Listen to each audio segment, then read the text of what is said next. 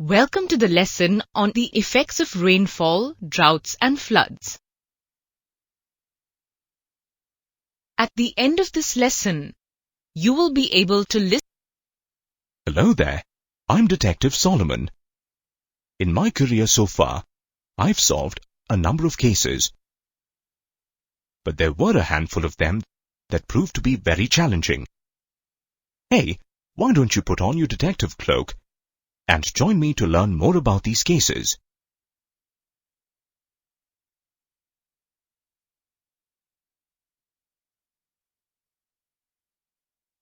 I first heard about this case on 22nd of March, which coincidentally happened to be World Water Day. That morning, Lily, my maid, rushed in to inform me that the hand pump near her house had gone completely dry. I found that hard to believe, as I had seen that hand pump a couple of times and it was always gushing with water. I decided to visit the place and assess the situation myself. I reached Lily's neighborhood. The entire community had gathered around the hand pump. They looked tense. After all, water from the hand pump was being used by the people for everyday tasks like drinking, brushing, bathing, washing clothes, and cleaning utensils. I decided to look into the matter further. The first thing I did was to locate the source of water for the hand pump, which turned out to be groundwater. Next, I got talking to the locals to find out the other purposes for which groundwater was being used in the locality. I found that the local farmers used groundwater to water their fields. Also, industries located in the area used groundwater to produce everything from paints and fabric to leather and chemicals. This meant that groundwater was used for many purposes, which seemed pretty normal, but I still couldn't figure out why the hand pump had gone dry. So, I decided to dig deeper to find out. The next day, I got a chance to speak to Lily's mother. She had been using the hand pump since childhood. I asked her if there had been any major changes in the locality since her time. She mentioned about the rapid increase in population and the increase in the use of water by industries for making various products. This conversation got me thinking. Oh yes, the excess use of water could only lead to one thing: water shortage.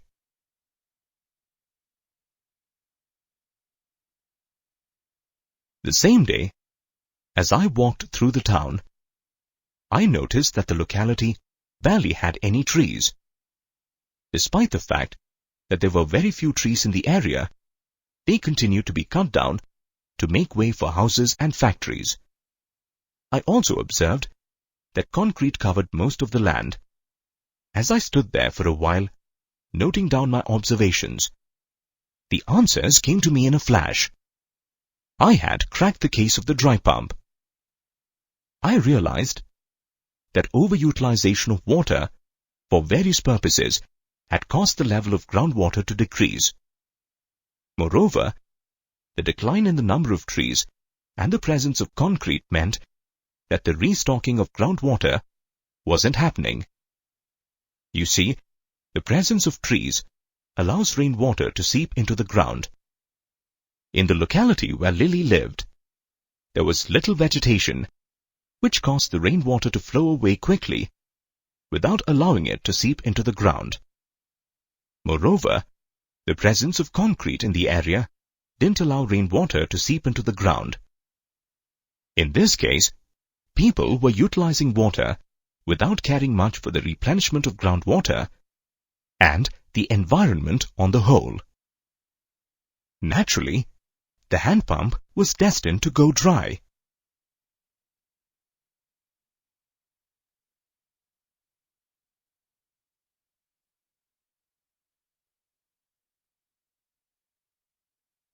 The case of the disappearing pastures started in a rather unusual way. I was on my way to a nearby village when I saw some cows. They looked starved. I went up to the cowherd and began a conversation with him.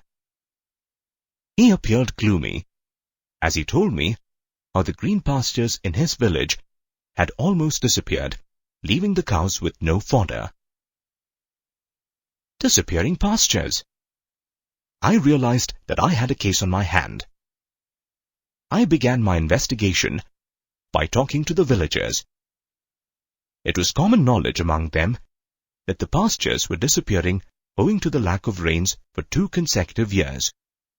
I wondered what could be the possible connection between the lack of rain and the case of the disappearing pastures.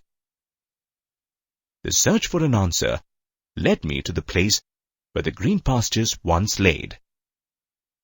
There was something strange about the appearance of the soil. It was dry and patchy, with no trace of moisture in it. How did the soil lose its moisture? I kept pondering over this question. On my way home, I noticed the sunset.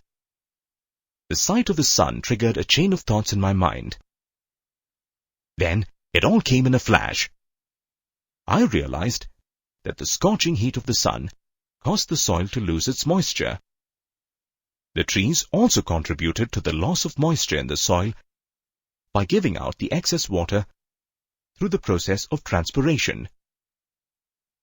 But the lack of rain for 2 consecutive years meant that there had been an interruption in the manner in which the water cycle was working in this village. As a result, the soil became dry and patchy, and water sources, such as ponds and wells, were also drying up. Similarly, groundwater was also becoming scarce. It became clear that the lack of rainfall was leading on to a period of drought. Drought is a long period of time where there is little or no rainfall. A period of drought results in the drying up of crops and all vegetation in general. This explains the reason for the disappearance of the pasture in the village. The drying up of crops naturally affects the availability of food for the villagers and fodder for the animals. This leads to malnutrition in humans and death of humans and animals in extreme cases.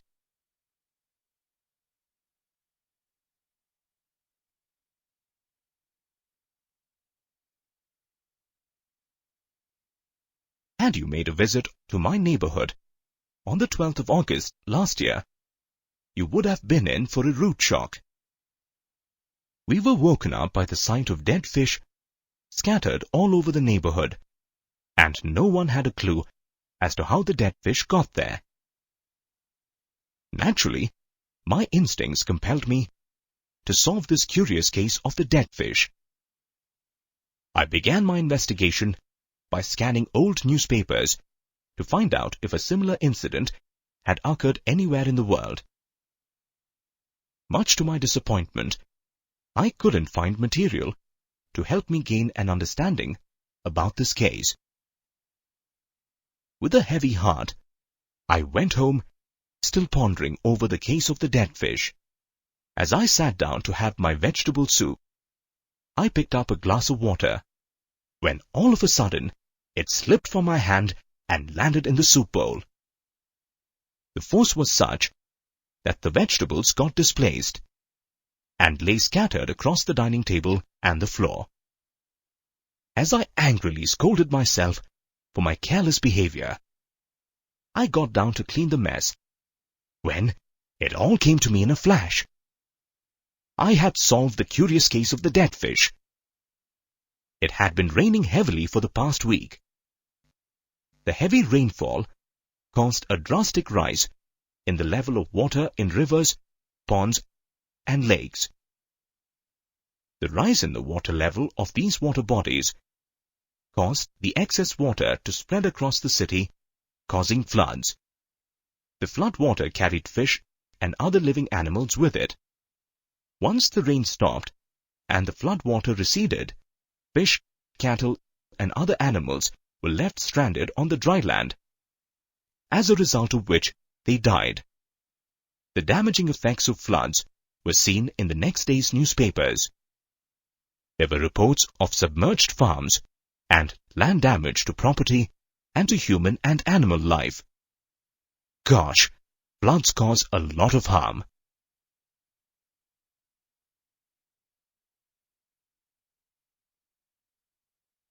This case happens to be my personal favorite, as it gave me a chance to meet Dr. Joseph, a famous scientist. It all began when an old villa was getting renovated. The renovation was going fine until pipes started appearing around the villa.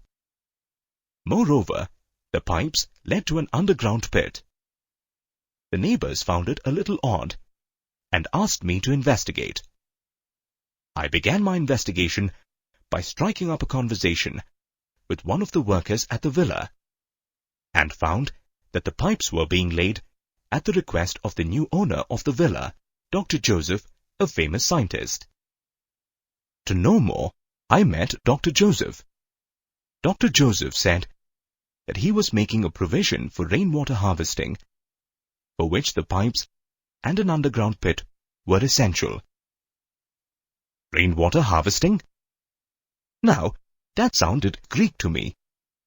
So I asked Dr. Joseph for an explanation. He said that rainwater harvesting is a method used to collect and store rainwater for future use. I then asked Dr. Joseph the need for harvesting rainwater. Dr. Joseph explained that although 2/3 of the earth is covered with water, most of it is contained either in the oceans or the seas. Ocean and sea water contain tons of dissolved salts and so cannot be used for drinking, agriculture, and domestic purposes. Naturally, people depend upon water sources such as groundwater. However, the constant use of groundwater is bound to reduce its availability in the future. According to Dr. Joseph, rainwater harvesting will address the problem of depleting groundwater. He mentioned that the pipes would be used for rooftop rainwater harvesting, one of the techniques of rainwater harvesting. Dr. Joseph then took me to the rooftop of the villa to demonstrate how the system would work. He explained that rainwater would first collect on the rooftop and then travel through the pipes or drains connected to the rooftop. A wire mesh will be attached at the mouth of the pipe. This mesh will prevent the entry of large fragments, such as leaves. The water will then be transported to the storage tank through the pipes. This tank will contain layers of sand, gravel, and charcoal that will help in filtering dirt and other impurities from the rainwater. The water stored in the tank will then be transported to an underground pit, which will help the water seep back into the ground, thereby replenishing the groundwater. I then asked Dr. Joseph whether there existed other techniques of rainwater harvesting. From the rooftop of his villa, he pointed towards the numerous roadside drains lining the city roads that collect rainwater and transport it back to the ground. As I made my journey back home, a thought flashed across my mind. Rainwater harvesting could help solve the problems of depleting groundwater and droughts. These were some of the most challenging cases I have encountered in my career. Thanks for listening.